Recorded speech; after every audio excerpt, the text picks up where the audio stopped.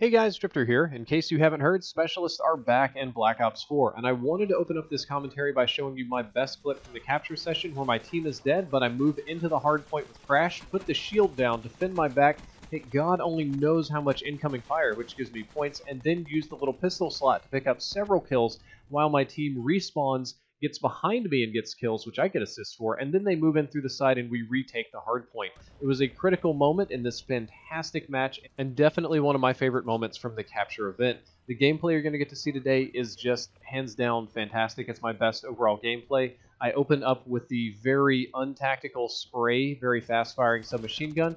Then I move into a pistol-only gameplay using the tactical knife, which I don't think you'll see gameplay of anywhere else. I pick up a triple with it on top of that. And then finally, I move over to using the DMR and also pick up several kills. As a quick heads up, I'm going to be streaming a live Q&A through Discord and Mixer. I have links down there below in the description, so if you want to join me on Discord and ask me your questions on a live stream in voice, I will be doing that. Please check out the links below. But let's get back on topic. Specialists are back in Call of Duty Black Ops 4. They are far more important to the game in Black Ops 4 than they were in Black Ops 3, even though they're overall less powerful, which is kind of a strange thing. Almost any Black Ops 3 specialist move is probably going to be considered more lethal and more powerful than a Black Ops 4 one. If I could, I would take any Black Ops 4 specialist move and use it in Black Ops 3 to just kill people. However, they are overall more important to the game despite being less powerful than they were in Black Ops 3. Almost every lethal specialist and every move in Black Ops 3 was more powerful than a Black Ops 4 one. However, they're much more important to the core of the game in Black Ops 4 than they were in Black Ops 3.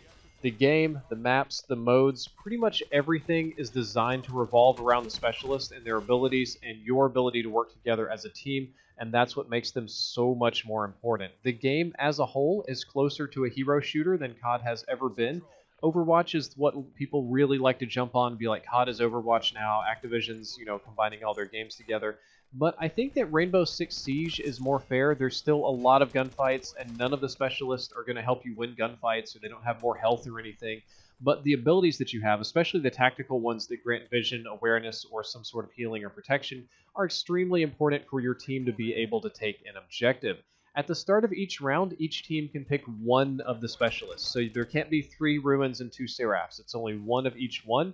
And once a person has picked that one, he just becomes unavailable and you have to pick whoever is left over. So kind of like Overwatch in that regard. All of them have the exact same base health, same movement speed, same guns, same movement abilities, same pretty much everything across the board. No passives or super juggernauts or anything like that.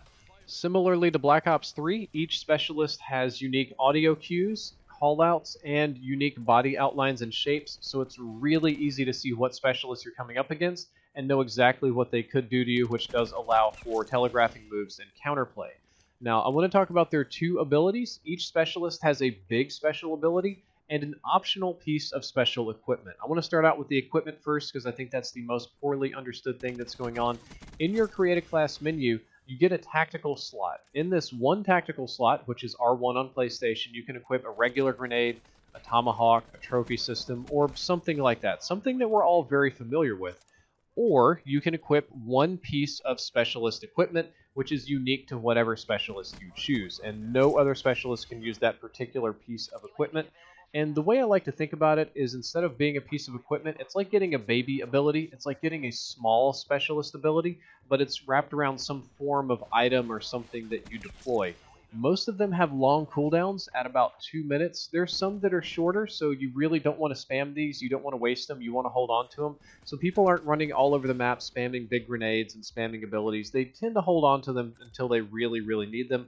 The majority of them are deployable as well and designed around team play, and they don't really combo with like solo kills for the most part. Of note, since grenades can only be equipped in one slot, and since you have to give up your specialist ability for that, there's way less grenade spam. There's very little grenade spam in Black Ops 4, which I think is a good thing. That means there's more gunfights. And if you don't want this ability, if you want more Create a Class slots, that's okay too. You can just clear it and not have this one. That's perfectly acceptable. So overall, I like to think of them as a smaller tactical ability, and some of them that I remember include barbed wire that you can lay down that makes it very difficult for people to cross, a grappling hook, which is unique to Ruin, and it's the only type of advanced movement in the game, There's a spawn beacon that Seraph has, and a lot of people tend not to like the spawn beacon because your whole team can spawn on it, kind of. You don't actually spawn on the beacon. What it does is it moves you to one of 3 or 4 spawns that are really near the beacon. I usually spawn about 10 or 15 meters away, wherever the game thinks is safest, but it does put me closer to an objective.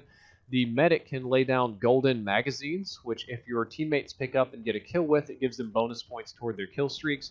There is a sensor dart, which once every 4 or 5 seconds pings part of the map so you can see people on the radar. And what I'm using in this game with Crash is a cluster flash grenade, such that the longer I hold it, the more pieces it breaks into, and the more it flashes. That's one of the slowest charging abilities in the entire game, so I tried to really save that and go make or break with the flash grenade. You'll see me definitely not spamming that one. And these abilities aren't as annoying as you think. You would think that it would just be ability hell, but it's not so bad. And they do wonders when you combo them with your team or with other abilities. When you just kind of use them to get solo kills, they're really, really wasted, but with good communication, they go a long way. So yeah, the small ability is optional, but each specialist has a hard-coded big ability that you cannot change out. You don't get to pick one or the other like Black Ops 3, you just get the one. Unlike Black Ops 3, though, about half of them are tactical abilities instead of lethal abilities. The lethal ones are there, and I would say they're at about 90% of the strength of their Black Ops 3 version, so they're only slightly scaled back. They take a long time to charge, definitely longer than Black Ops 3, because you only get 1, maybe 2 a game, instead of 3 or 4 if you're doing well, but they can be sped up by a piece of gear that you can use to trade out instead of armor or a stim pack, but I would much rather have the armor or a stim pack. The lethal abilities include primarily ones that you've seen before, such as Ruin's Big Ground Slam, Seraph's Annihilator. There is the Battery Grenade Launcher, Firebreak Flamethrower, and the new one that you've seen, of course, is the Riot Shield Pistol combo. That one is almost a tactical one because it's really more for hunkering down on a point. I just got very lucky that people didn't know what they were expecting there. The tactical abilities include a Vision Pulse, which has been redone a bit so that your whole team can see it. And it also gives a very bright red flash on somebody that's been Vision Pulse. You'll see it in this gameplay. When my little body turns red, I mean, I know that I'm on candid camera, like people are watching me through walls, so it gives me the ability to counterplay. There is a deployable barrier that you can throw down that takes a ton of damage, and it's really good for squeezing choke points. The medic, who is my overall favorite to play, has a team heal, and he can just instantly heal people like once, and it gives them 50 extra health, so they move up to 200. And the more people he heals, the more he gets himself. So at one point I had it up to where I had 300 total health.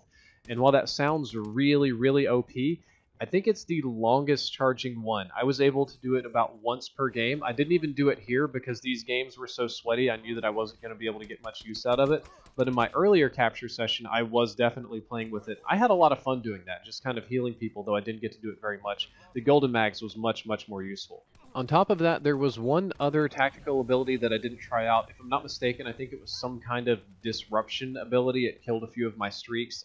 I don't want to speak on it because I'm somewhat ignorant on it, but they're about 50-50 tactical and lethal. Most of the people, being YouTubers, gravitated toward the lethal ones, which makes sense, but to be honest, I prefer the tactical ones. I like the team heal, I like the vision pulse, I do like the deployable cover as well, and they came up less frequently than Black Ops 3, so it didn't feel like it was a game of insta-kills, which is what really turned me off about Infinite Warfare, is how much super lethal abilities they had all over the place, and it didn't feel like Call of Duty with gunfights. It felt like the occasional gunfight in between getting killed by lasers and robot dogs. Thankfully, Black Ops 4 is kind of the opposite. There's plenty of gunfights with the occasional big like ground pound or Seraph Annihilator and stuff like that. I did get insta-gibbed a few times. Some of these, like the ground pound and batteries grenade launcher, are almost like low-skill gimme kills, so some of that will be coming, but a little bit less than Black Ops 3. However, the way that the game is designed, just from the ground up, these specialists and their abilities and moves are going to be very fundamental to everything that you do in the game, very much so like the operators in Rainbow Six Siege and the Overwatch heroes. There are some that are better at defense, some that are better at offense, some of them combo really well with each other, some of them don't combo at all, and one or two are a little bit more self-sufficient. They're probably the overall most rewarding part of the game, with the highest skill gap. It's not like it's super hard to aim in a COD game or throw a grenade, but knowing when to use these and getting the most work out of them is going to be the #1 mind game in Call of Duty moving forward. On top of this, if you're running tactical abilities instead of lethal ones, you get huge rewards for comboing with your teammates properly. because in this game, unlike previous COD games, assists count as full kills. So if I shoot somebody once, and then my teammate knifes them in the back, we both get the 100 points for the kill. That carries over to assists that you get from any tactical ability, like, let's say, the Vision Pulse.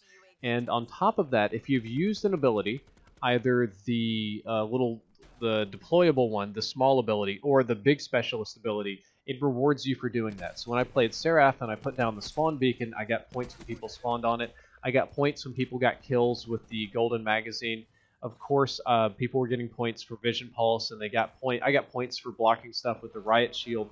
So it gave me a lot of assist and a lot of points, and when I comboed, I earned my streaks really, really fast. So I do think that's a good incentive program.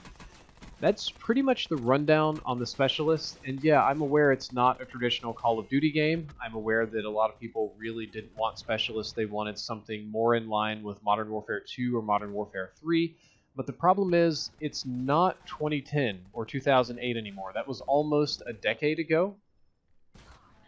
People that were playing those games in middle school are probably getting closer to graduating college by now. And if Modern Warfare 2 were released today with exactly the same stuff, it would not be the hit that you think it was. I know a lot of people have very fond golden memories of that, but it just would not be that big of a game. And I think this is Treyarch's version of risking everything on something new. They don't want to do the same old thing. You can't beat Fortnite and Rainbow Six and Overwatch and PUBG and all these other games by doing the exact same thing you've done for the last 10 years. So they're just throwing everything in the kitchen sink at it. They're trying to reinvent COD from the ground up. Whether or not fans like that or not, I'm not so sure of. We will find out. And my opinion on this, which I'll try to save more for a later video, is that this works really well when you're communicating with your team. When you're in a good group of people that are having a lot of fun, this is super, super fun. When I go home and play with no mics and people that scream at me because they want to play Ruin and idiots that don't want to communicate, this might not be very fun at all. And that's my opinion on that. Guys, I hope you enjoyed this video. I hope you learned something useful. If you did, don't forget to like, favorite, and subscribe.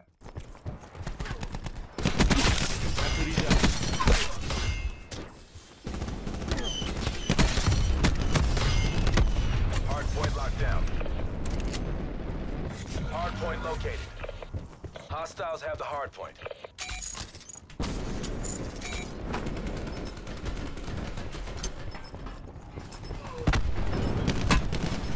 Hardpoint locked down. UAV available for tasking.